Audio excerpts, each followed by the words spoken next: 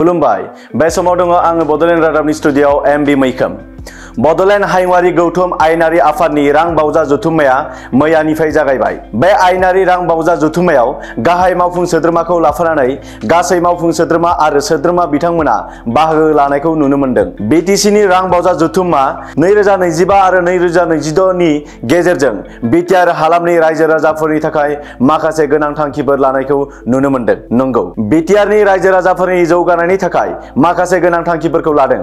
BTR हालामनि मोन 26 हारि माहारिनि जेंना जेंगोनाफोरखौ थोंजोङै नोजोर होनो बिटिआर खुंथाया बिटिआरआव बडलेण्ड कमिउनिटि वेलफेयार डिपार्टमेन्ट गोदान डिपार्टमेन्ट गायसननो थांखि आरो बे डिपार्टमेन्टनि आवथायाव गाहायनि बिथांखिफोरखौ मावफुंनो थाखाय साखाफारा बिटिआर खुंथाया बिटिआरनि गं 420 VCDCआव उदांस्रिनि आलारि प्रेम सिंह ब्रह्मनि मुङै गं 420 अपेन जिम आरो गुरुदेव कालेश्वरम ब्रह्मनि मुङै गं 420 योगा सेन्टार गायसननो थांखि।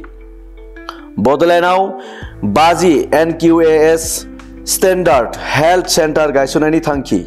बडलेण्डनि बायदि बायदि हारि माहारिफोरनि आइजोफोरनि जेंना जेंगोनानि सायाव हाबा मावनो थाखाय बडलेण्ड वमेन इम्पावरमेन्ट मिशननि जोहै सा 50 आइजोनि हानजाया हाबा मावगोन।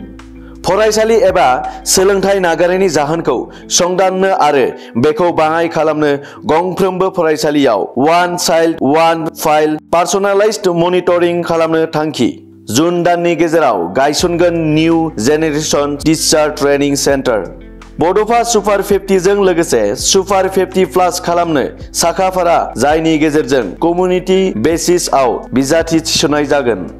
बडलेण्डनि गुबुन गुबुन हारि माहारिफोरनि राव हारिमु सोलोंथाइ फोरबो बायदिफोरखौ फोजौखांनाय एबा फोथांना लाखिनायनि थाखाय फान्डनि राहा खालामनो थिरांथा। बिटिआरनि मोन 26 हारि माहारिनि आंगो फोरबोफोर, जाय फोरबोफोरा बाङाइ सिनायथि, बै फोरबोफोरखौ बिटिआरनि केलेन्डाराव लाबोनानै बेखौ काउन्सिल थाखोआव फालिथायनि राहा होनो थिरांथा।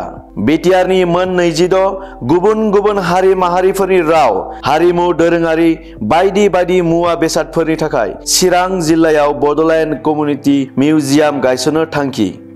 12 जुनाव तामुलपुर जिल्लानि दारांगाजुलि भारत भुटान सिमा ओनसोलाव Bodoland international school of piece and happiness गायसननो थांखि।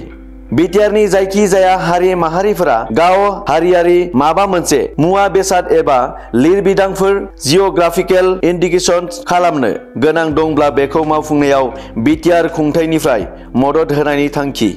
बिटिआरनि देहायारि नोरजिया सुबुंफोरनि थाखाय बिसोरनि जिउ सुंथानायनि रोंगौथि जगायनो बिटिआरआव गं 10 डिसेबल स्किल सेन्टार गायसननो थाखाय साखाफारा। जायगा गारनानै गुबुन जायगायाव थांनानै खामानि मावहैनाय आइजोफोरनि थाखाय माइग्रेन्ट वार्कार वमेन लाइभलिहुड सापर्ट प्रग्रामनि जोहै बिसोरखौ हेफाजाब होनायनि थांखि। आइजो आरो गथ'साफोरखौ आथोनारि गाग्लोबनाय आरो बायदि बिथिंखौ गाग्लोबनायनिफ्राय बिसोरखौ रैखाथि आरो मदद होनो थाखाय बिटिआरनि गं 5 जिल्लायाव सा 5 पाब्लिक प्रसिकिउटर थिसननो थांखि। जायनि गेजेरजों गाग्लोबजानाय आइजो एबा गथ'साया थोंजोङै खौरां हरनानै केस फाइल खालामनो हागोन आरो थोंजोङै एक्सन लानायजों लोगोसे बिसोरनिसिम अरायसम नोजोर थागोन। बेनि अनगायैबो बे रां बावजा जथुम्मायाव सोंनाय फिननाय खालामबाय थानायखौ नुनो मोन्दों। बे बाथ्राखौ मख'नाया गोनांदि बिटिसिनि बारग' गाहाय मावफुं सोद्रोमा हाग्रामा महिलारि बिथांखौ रां बावजा जथुम्मायाव बाहागो लानायखौ नुनो मोनाखै। बे खेबनि रां बावजा जथुम्माल' नङा, जेब्ला 2020 मायथाइनि 15 दिसेम्बर सानखालिनिफ्रायनो प्रमद बर' दैदेननाय गोदान सरकार सालायदोंमोन, बै समनिफ्रायनो दिनैसिम बारग' गाहाय मावफुं सोद्रोमा हाग्रामा महिलारि बिथाङा बडलेण्ड हायुङारि गौथुम आयेनारि आफादनि रां बावजा जथुम्मायाव बाहागो लानायखौ नुनो मोनाखै। जायखौ लानानै बिटिआरनि गाहाय खुंगिरि प्रमद बर'आ खौरांगिरिनि सिगाङाव माखासे बाथ्राफोरखौ बुंथिदों। बिथां प्रमद बर'आ बुंदों दि जाय साननिफ्राय बिटिआर सरकार दाजादोंमोन, बै समनिफ्रायनो हाग्रामा महिलारिया एसेम्ब्लियाव आगान होफेराखै। सासे दैदेनगिरिया जुदि 4 बोसोर एसेम्ब्लियाव थाङाब्ला रायजोनि थाखाय मा खामानि मावनो हागोन? हाग्रामा महिलारिया 35 लाख BTC नि रायजो राजाफोरनि थाखाय बाथ्रा बुंनांगौ जेबो गैया नामा? गावनि बियाबनि रायजो राजाफोरनि थाखाय बाथ्रा बुंनांगौ जेबो गैया नामा? नाथाय बाहेराव थानानै सरकारनि हेंथायै गाज्रि बाथ्राफोरखौ बुंबाय थादों हाग्रामा महिलारिया। दिनैनि समाव बयनिख्रुइबो इरेस्पन्सिबलसिन राजखान्थिगिरियानो जादों हाग्रामा महिलारि। बेबायदि मानसिया माबोरै राजखान्थि खालामनो हागोन? बे गोख्रों बाथ्राखौ बुंदोंमोन बिटिआरनि गाहाय खुंगिरि प्रमद बर'आ। दिनैसिम खनसेबो हाग्रामा महिलारि बिथांखौ रांबावजा जुथुम एबा एसेम्ब्लिनि जुथुमायाव बाहागो लानायखौ नुनो मोनफेराखै। नाथाय मानि जाहोनाव हाग्रामा महिलारिया बाहागो लायाखै? ना बिटिआर ओनसोलखौ जौगाहोनायाव सरकारजों मदद होफानो गोसो गैया नामा हाग्रामा महिलारिया? प्रमद बर'नि गोजोन खौसेथि आरो जौगानायनि खामानि मावनायाव मदद होनो गोसो गैया नामा? ना भारत हादरनि डेम'क्रेटिक नेमखान्थिखौ मोजां मोना नामा हाग्रामा महिलारिया? जानो हागौ रायजो राजाफोरनि गोसोआव बेफोर सोंलुफोरा सिखांदों। गमामायैनो प्रमद बर' दैदेननाय बिटिआर सरकारा 5 बोसोर आबुं जानो थांगासिनो दं। नाथाय खनसेबो बिटिसिनि बाजेट सेसन जथुमायाव हाग्रामा महिलारि बिथाङा नुजाथिफैयाखै, बाहागो लाफैयाखै। जानो हागौ प्रमद बर' दैदेननाय सरकारानो साबसिन खामानि मावगासिनो, जायनि थाखाय हाग्रामा महिलारि बिथाङा प्रमद बर' दैदेननाय सरकारनि खामानि मावनायाव जेबो अजद होनांगौ गैया। बेनि सायाव नोंथांमोना मा राय होगोन बेखौ नोंथांमोननि सायाव हगारनानै होनाय जाबाय। কবলৈ মোৰ দুখ লাগিছে যে আজিৰ সময়ত পলিটিচিয়ান ভিতৰত সবচে ইৰেসপন্সিবল পলিটিচিয়ানটো হল হাগ্ৰামা মহিলাৰী। দুনিয়াৰে সবচে ইৰেসপন্সিবল পলিটিচিয়ান। 2020 চনত ইলেকশন জিকিল, তাৰ পৰা আজিলৈকে সৰকাৰ বনাবলৈ হিদিনা মানে কাজিয়া কৰিবলৈ এছেম্বলিত আহিল। 2020ত আজিলৈকে একবাৰো ভৰি নিদিলে।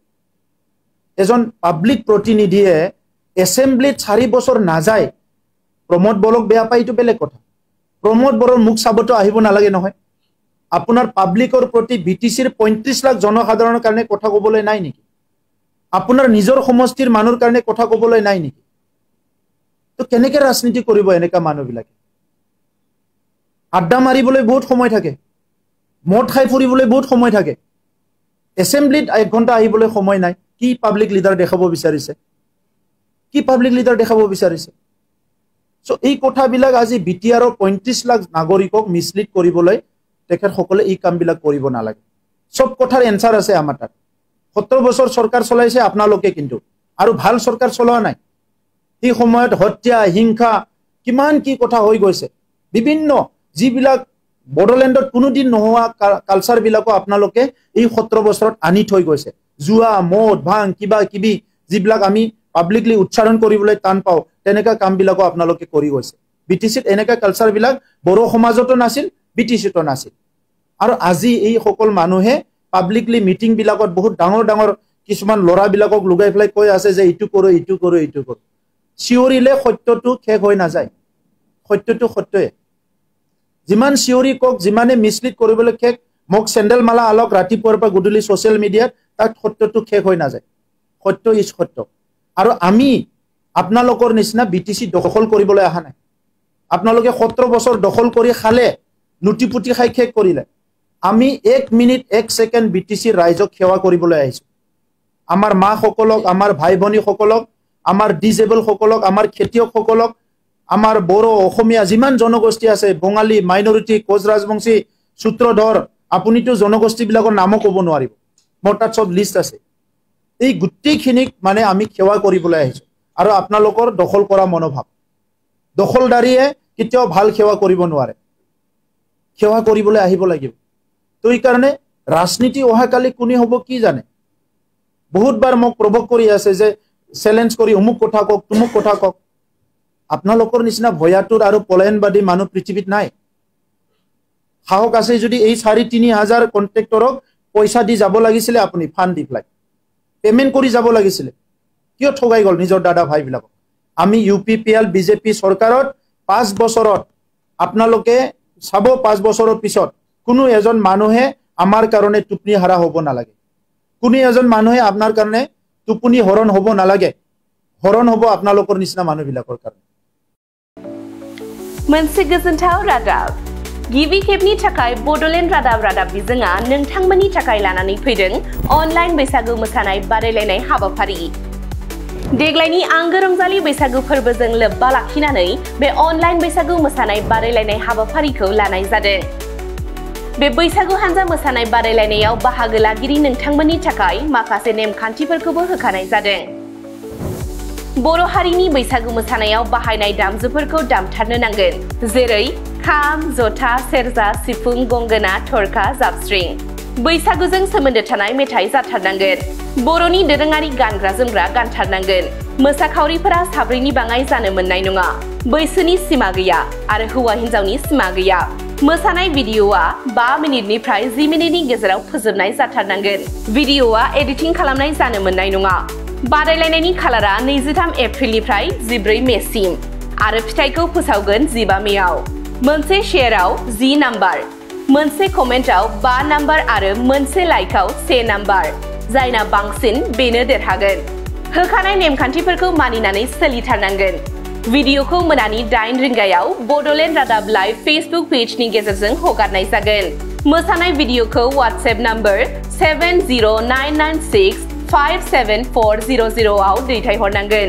मोसागिरि, दामगिरि आरो रोजाबगिरिनि मुं आरो जायगानि आबुं थंखौ हरनांगोन।